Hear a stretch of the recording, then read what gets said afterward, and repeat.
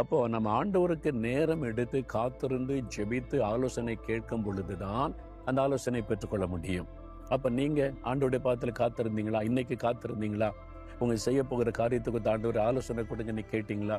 உங்க ஊழியத்தை குறித்து நீங்களா விரும்பி உங்க விருப்பப்படி செய்யறோம். அப்புறம் கர்த்தர் ஆசீர்வதிக்கணும் ஆசீர்வதிக்கணும்னு சொல்றோம்.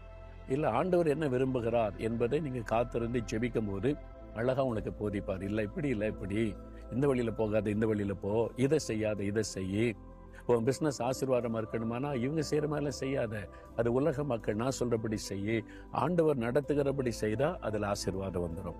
அப்ப நம்ம தோல்வியடைய, நஷ்டமடைய, இழைப்படைய, இது மாதிரி காரியத்துல ஸ்டக்காகி நிக்க காரணம் நம்ம சொந்த ஞானத்தை பயன்படுத்தி அவங்களையும் இவங்களையும் பார்த்து அவங்க கொடுக்குற சொல்ல ஆலோசனை இவங்க சொல்ல ஆலோசனை கேட்டு நடந்ததுனாலதான் பிரச்சனை. இப்ப எல்லாத்தையும் ஒதுக்கி வச்சுட்டு ஆண்டவர் பாத்துல உட்காருங்க. சில சமயம் மனிதர்களை கொண்டு நமக்கு போதிப்பார். அது கர்த்தரா கொண்டு வரணும், நீங்களா தேட